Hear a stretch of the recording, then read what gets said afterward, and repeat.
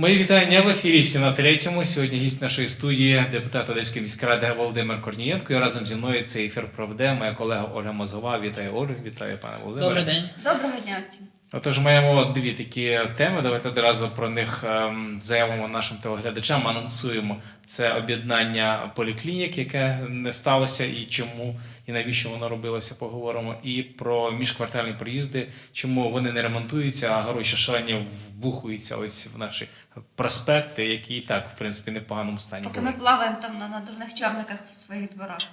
Ось таке. І так, розпочинаємо з першої теми об'єднання поліклінік. Давайте одразу ж пояснимо телеглядачам, хоча ця тема вже обговорювалася неодноразово в нашому ефірі, але все одно, і так, було ініційовано об'єднання в 3-4 реченнях. Навіщо, що об'єднували? На одной из очередных сессий городского совета, которая была весной этого года, городским советом было принято решение о объединении поликлиник. Согласно законным требованиям, нужно было коммунальные установы, которые у нас, которыми являются поликлиники, перевести в коммунальные предприятия. Но решили сэкономить и объединить данные поликлиники. А в чому була б економія? Экономия – это сокращение персонала и, соответственно, единая бухгалтерия, с которой проще работать. Ну и там, соответственно, выделение средств уже не на 2 там поликлиники, а на одну, которая объединялась. Да. Свои замечания по этому поводу я высказывал на сессии городского совета, но не был поддержан депутатами. И, соответственно, вот на ваших эфирах мы неоднозначно об этом говорили.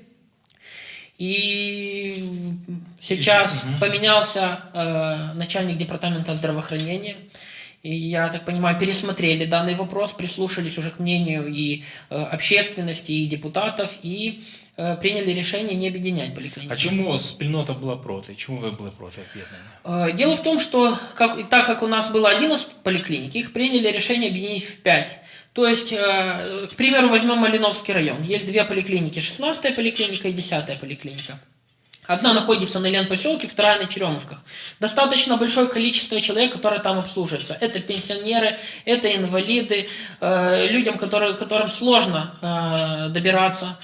Эти поликлиники, они выдают справки больничные, они участвуют в выдаче документов на получение инвалидности. При объединении данных поликлиник был бы централизован один орган, один врач, одна печать, и людям, например, с Черемушек нужно было ехать на Ленпоселок, либо же наоборот, с Ленпоселка, с Молдаванки ехать на Черемушки, что, конечно же, крайне сложно, учитывая еще немалый тариф на проезд, и что самое сложное, это людям, у которых недержание, которые на инвалидных колясках, которые каким-то образом могут добраться к себе непосредственно на участок, то здесь приходится ехать в другой конец города, в другой конец района для того, чтобы получить справку. І це перша частина проблеми, а друга черги, які там да, конечно же. Так вдвічі збільшувалась кількість людей. Сама суть медицинской реформы, она подразумевает то, что больницы должны быть ближе к людям. То есть мы должны, наоборот, открывать амбулатории во дворах, для того, чтобы люди вышли со своих домов, не ехали в другой конец района, города, а вышли и сразу попали напрямую к своему врачу. Так вместо этого было принято решение еще и объединить, что действительно было неправильно. Я рад, что, соответственно, приняли вовремя эти меры и отменили данное решение вот на последней сессии. И все поликлиники у нас будут функционировать, как функционировали.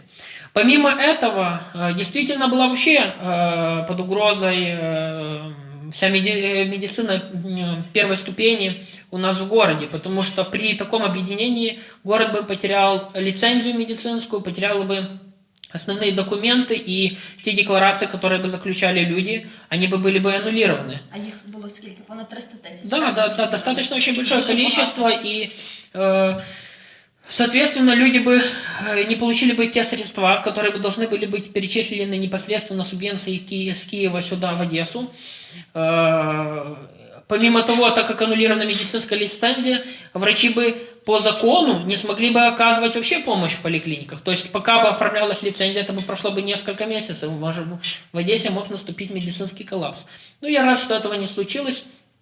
И І я ще й думаю, сумнівні люди балотувалися на голів, так би мовити, Да, висували про свої кандидатів, кандидатури да? на голів цих об'єднаних уже А буде. Да, в вот. чому була сумнівність, в чому репутація їх була не така?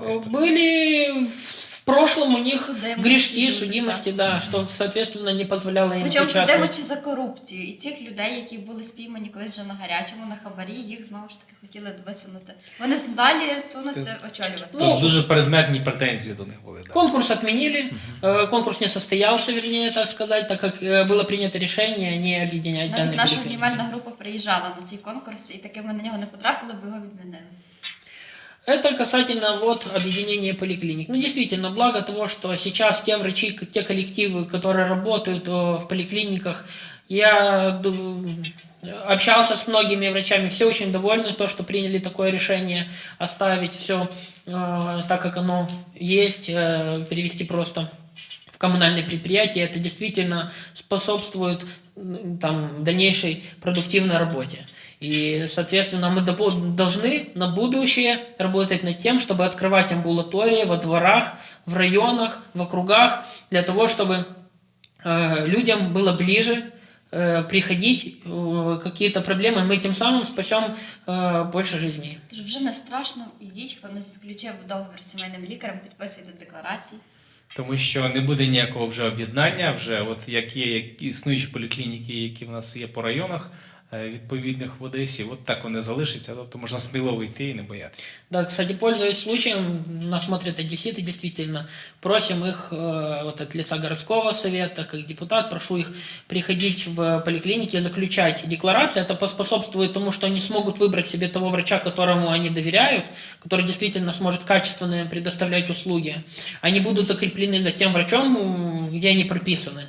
Помимо этого, заключение декларации подразумевает выделение больше средств непосредственно на поликлинику, а тем самым и улучшение материально-технической базы наших поликлиник. Що, у нас є ще одна тема, може ти, Олю, її презентуєш тоді про наші проїзди? Тема про проїзд, і думаю, вона актуальна буде особливо для кожного, тому що я не знаю, як на інших кварталах, але в мене на Таїрово в нас завжди і заливає, і яма на ямі, а цього літа в мене в дворі на Ліздорській дорозі вирішили трошки полатати ямки просто осколками з битої цегли. Отаке ноу-хау, так, яке вже от і водії їздять там по тій цеглі.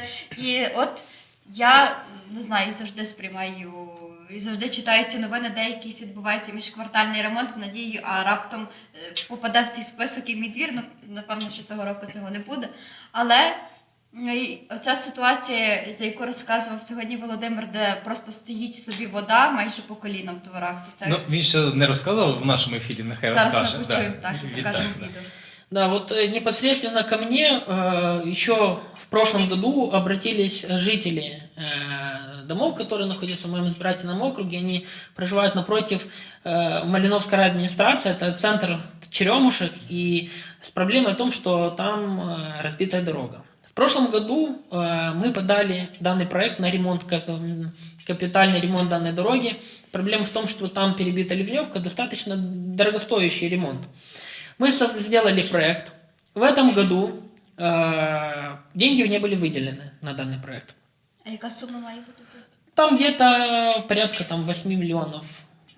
Да. А чому відмовили її смотреться? Нет, они не отказали. Они в этом году отправили проект на корректировку, так называемую. Что подвергло меня удивлению, потому что мы уже разрабатывали один проект, уже потратили на это деньги. Сейчас опять мы отправляем на корректировку, опять какие-то средства теряются, опять мы будем проводить сейчас тендер на август месяц. Средств, как мне говорили, пока на сегодняшний день нет. Соответственно, опять будет переход на следующий год, опять нужно будет делать корректировку. Это, знаете, это такой цикл, мне кажется, он вечный. И что самая проблема, страдают от этого люди, причем очень большого количества домов. Данная дорога, она является основной магистралью внутри квартала. Там порядка 15 домов, из них 6 имеют проезд только по этой дороге. Дорога разбитая полностью в хлам. И по этой дороге даже отказывается ехать скорая помощь, я уже не говорю о такси. А в домах у нас там живут и в основном пенсионеры. Причем есть люди, которые имеют инвалидность, есть инсультники. И был такой случай, когда приезжала скорая помощь, и женщину приходилось на руках нести через вот это вот озеро, которое там образовалось. Каждый раз, когда дождь, там просто невозможно пройти, невозможно проехать. Там заливаются первые этажи, подвалы. Тут будет представлен видеоряд в этом эфире. Я думаю, люди смогут понаблюдать. Действительно, там ужасная картина. Причем, что самое странное, удивляет, мы выделяем средства, колоссальные средства на ремонт дорог. Снимается пластами асфальт, который, в принципе, не сверхплохого качества. Років 10 він би пролежав точно. А здесь получается такая ситуация, что дороги нет вообще, абсолютно. И ситуация действительно критическая. Люди в отчаянии. А хто цей проект розробляв разом з вами? Нет, проект разрабатывает проектная организация по заказу Департамента дорожного хозяйства. И, соответственно, после разработки проекта должны быть выделены средства. Этого не хто произошло. відправив його на доопрацювання, так би мовити? Данное управление. Воно ж відправив. Да. Ви ж розумієте, Володимире, що робити якісь міжквартальні проїзди, яких ніхто не бачить і де не можна зарити ті гроші, які виділяються, помножити на вдвічі або втричі цю суму збільшити, як виділяється на ремонт, це ж неможливо. Інша справа, там проспект Шевченка, біля парка Перемоги, так що Фонтанська дорога, де можна там... Шикарний асфальт був, шикарний. Навіщо його було зламувати? Як навіщо? Зрозуміло. А чи є у вас, як у депутата, вплив на те, які саме зони будуть ремонтуватися? Чи це виключно юрисдикція цього управління, на яке ви, як депутат, не впливаєте жодним чином? Управление, оно подчиняется профильному вице-мэру, господину Рябоконю. Это как бы его юрисдикция, и, соответственно, конечно же, они исполняют поручения только профильного вице-мэра. Депутаты, мы можем только писать на них запросы, они могут нам ответить, вбить это в титул, не вбить это в титул, но в чем проблема? Мы, к сожалению, не видим, нету в городе у нас какого-то систематического плана. То есть мы не знаем, какие дороги они планируют сделать в 2018 году, в 2019 году, в 2020 году. Нету планирования. Вот в чем проблема. Режиме да, нету планирования. Если бы мы понимали, мы вышли бы к людям, могли бы сказать, вот ваша дорога в плохом состоянии, она будет сделана в 2019 году, в 2020 году. Вот так. Нема планування, нема контролю, потім сходиш, ти спитаєш, чому це не зробили в цьому кварталі. Абсолютно, совершенно верно. И неоднократно были такие случаи. Пишем депутатский запрос 15 год на 16, 16 на 17, 17 на 18. Благо постепенно как-то в этом направлении стараемся навести порядок. Но с данной дорогой это какая-то такая, знаете, черная дыра, в которую все наши обращения не уходят в никуда. Причем люди обращаются, жители обращаются везде, они стучат в 15:35 в линию мэра, в 15:45 межурядовая линия.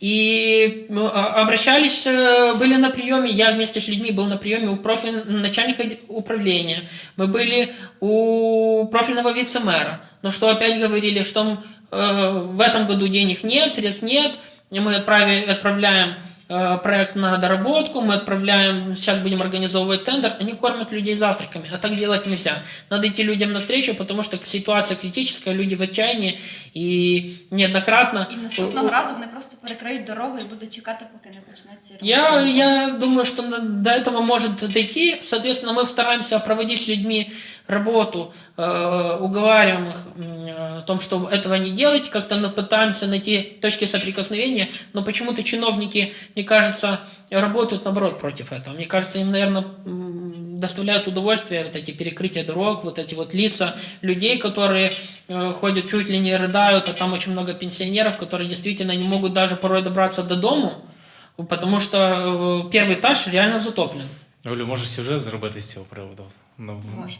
Це наш формат. Виїзної редакції. Да. Ну що ж, дякую за таку детальну розповідь з приводу двох наших заявлених тем. Це був Володимир Корнієнко, депутат Одеської міськради. Моя колега разом вела зі мною ефір Оля Мозгова і я Олег Байдалюк. Дякую, що були з нами. На все добре, до нових зустрічей. Гарного вам тижня. Щасливо.